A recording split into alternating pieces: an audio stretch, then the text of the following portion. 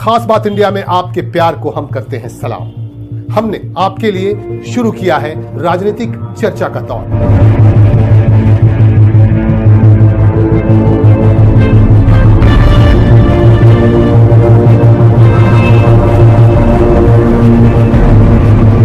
विधानसभा चुनाव है सामने, इसे देखते हुए हमने शुरू की है राजनीतिक चर्चा।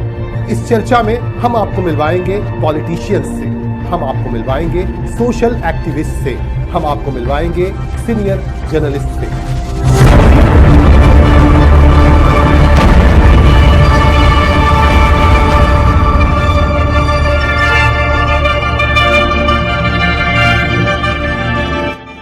हम जानेंगे उनके विचार, वो क्या कहना चाहते हैं। हम उनसे हर बात जानने की करेंगे कोशिश, इसीलिए आप हमारे साथ बने रहें।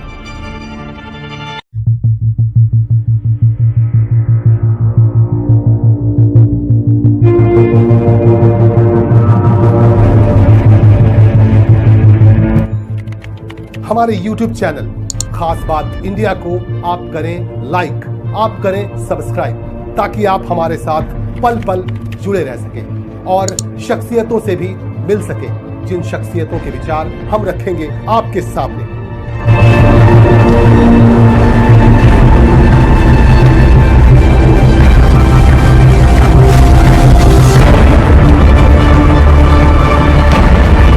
राजनीतिक चर्चा में आप रहें हमारे साथ, आप दें अपने सुझाव, हम करेंगे आपके हर सुझाव का स्वागत।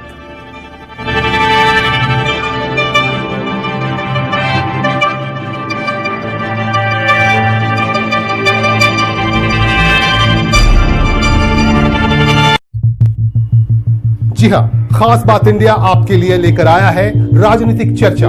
आप जुड़े रहे हमारे साथ खास बात इंडिया में राजनीतिक चर्चा पर।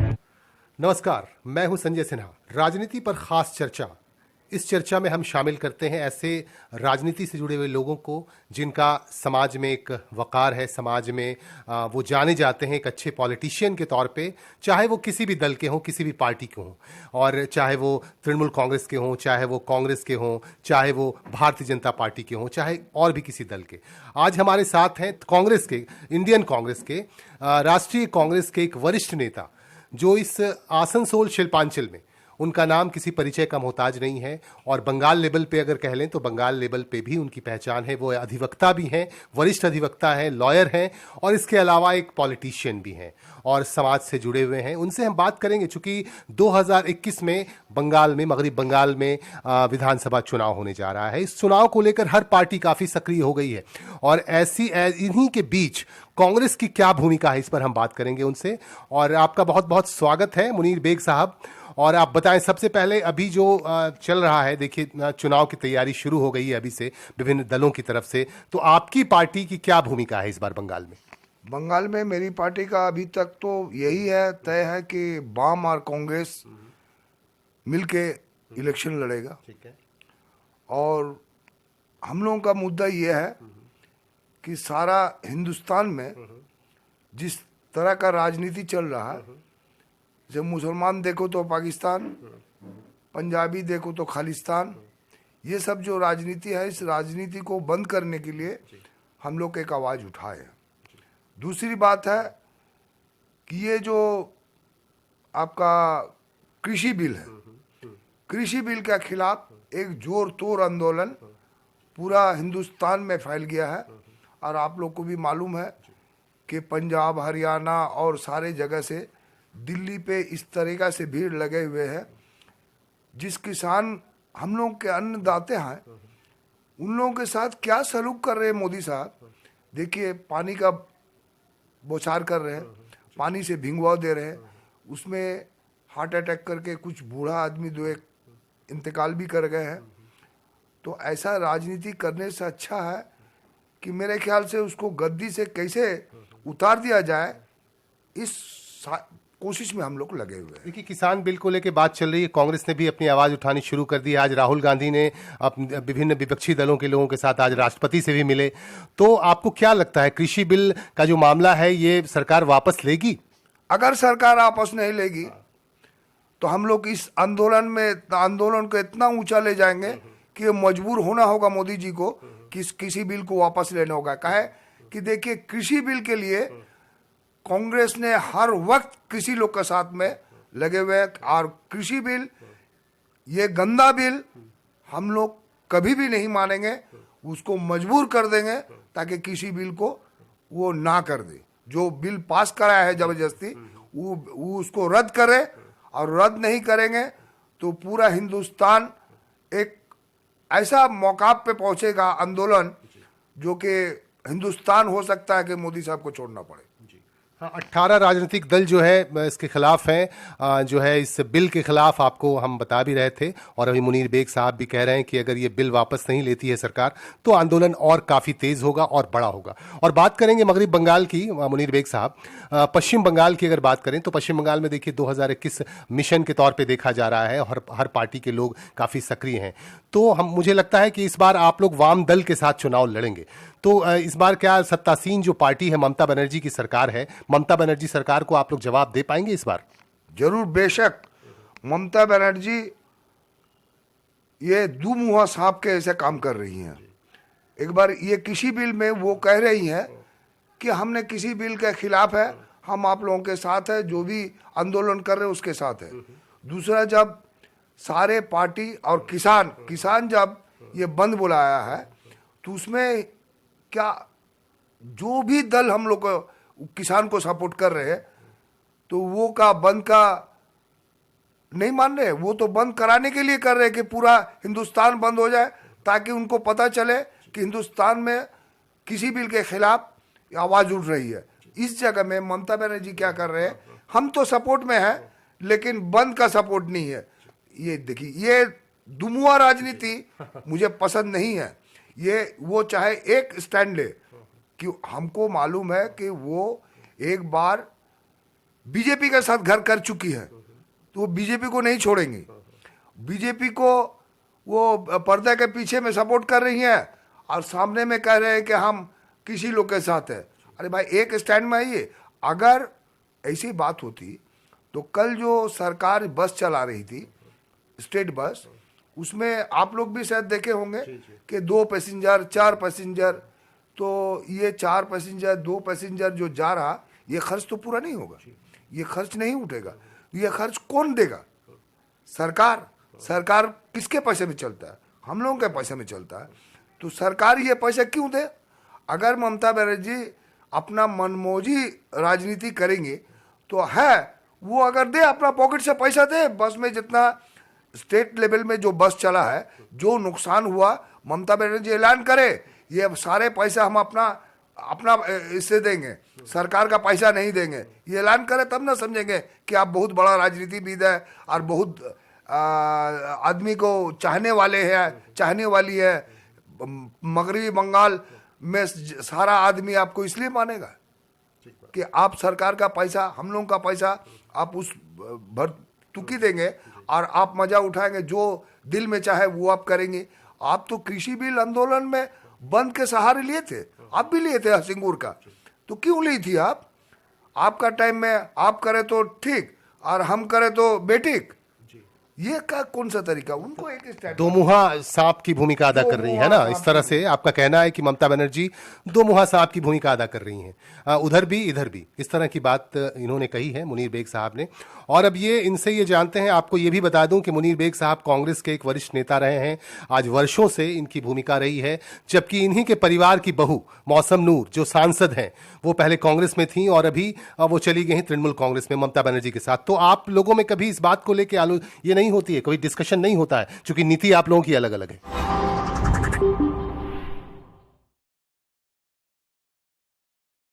देखिए, वो बालिक लड़की है, शादी हो चुकी है, तो मैं उसका पर्सनल मैटर में दखल अंदाजी करना नहीं चाहता। उसको जो अच्छा समझा है वो की है। उस मिट्टी गनी खान चौधरी का मिट्टी है। गनी खान चौधरी कभी भी कांग्रेस छोड़ के नहीं गई है। ये गनी खान चौधरी का तौहीन हुआ कि वो कांग्रेस छोड़ के तृणमूल कांग्रेस में गई और हार गई। सबसे बड़ी बात है कि वो हार गई।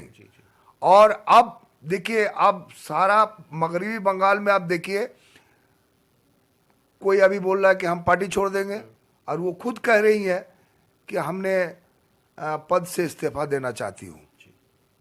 तो अब उनके मैटर है, वो अच्छा सोचेगी, हम इस पे दखल अंदाजी। नहीं, आप उनके गार्जियन भी हैं, तो आपका ये कहना है उन्होंने गलती की, क्योंकि वो कांग्रेस की मिट्टी से थी और जो है कांग्रेस की जमीन से थी, और उन्होंने अचानक जो है पाला बदल के वो तृणमूल कांग्रेस में आ गई, तो वो हार भी गई। तो मुझे लगता है उनको इस्तीफा देने की बात आप कह रहे हैं, वो इस्तीफा दे सकती हैं।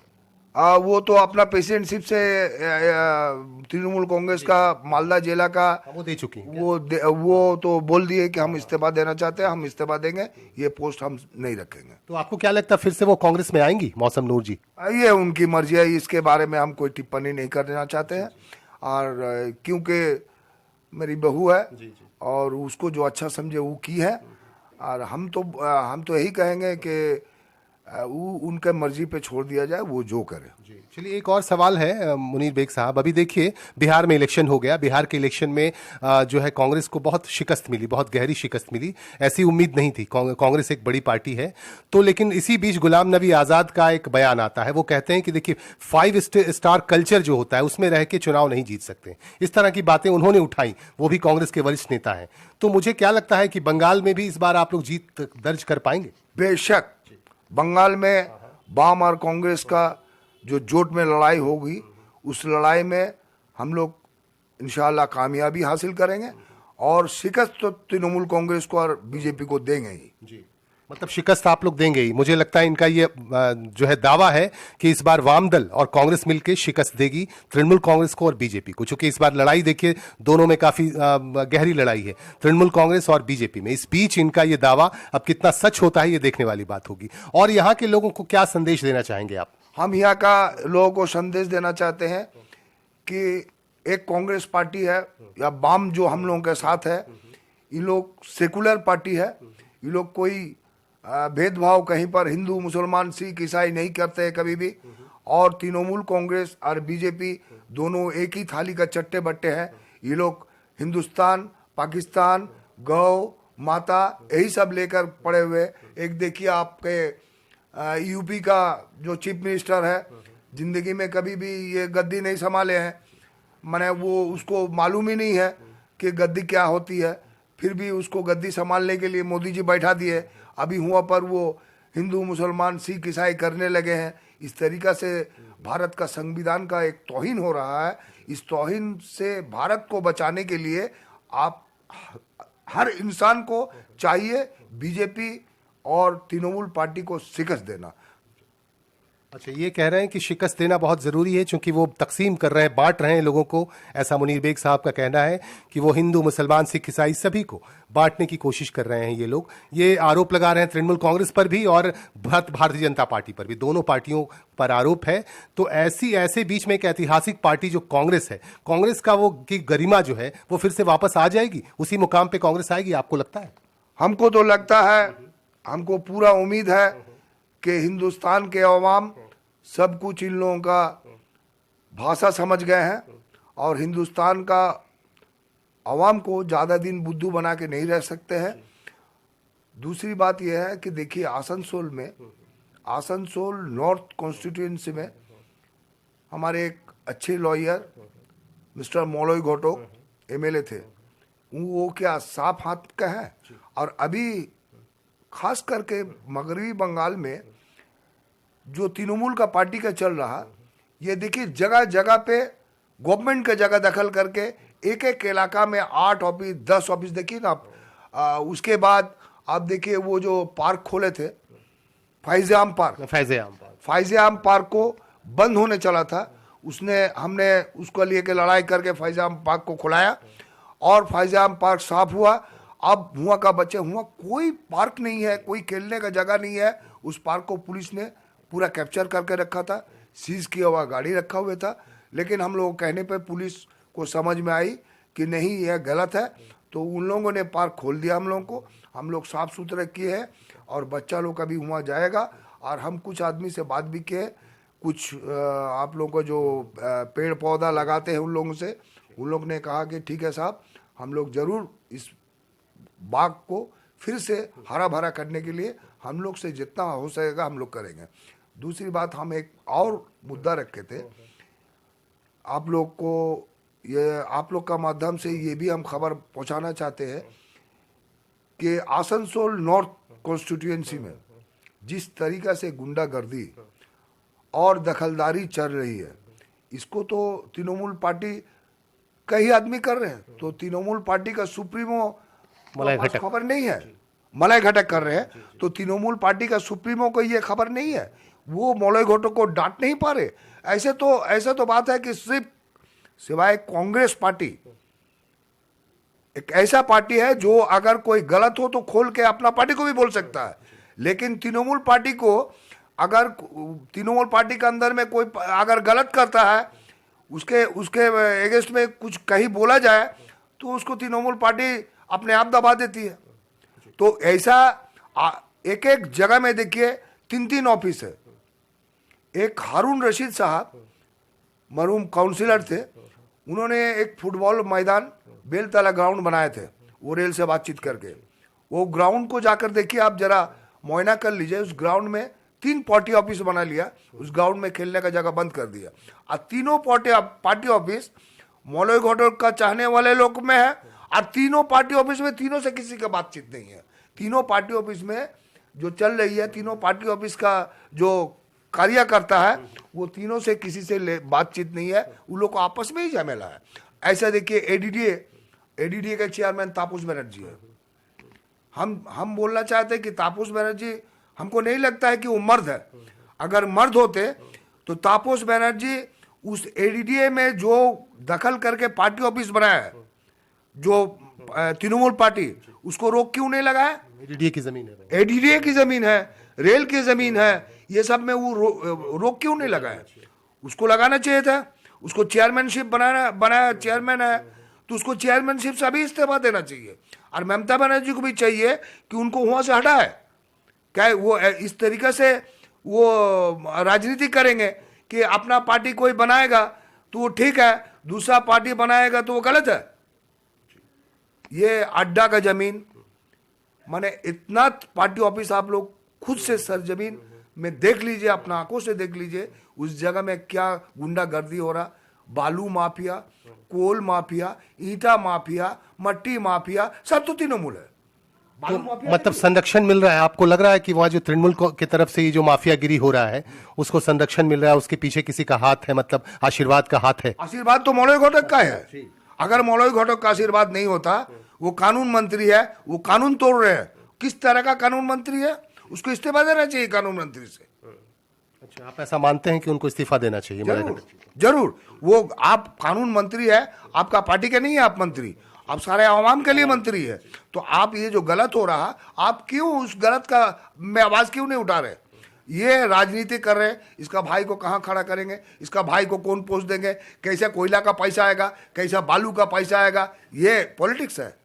इसी के लिए आवाम उसको वोट दिया था। वो सबसे पहले जब हुआ एमएलए हुआ था, जो नहीं होने का वो उसको मालूम है कि रेल ओवरब्रिज नहीं बन सकता।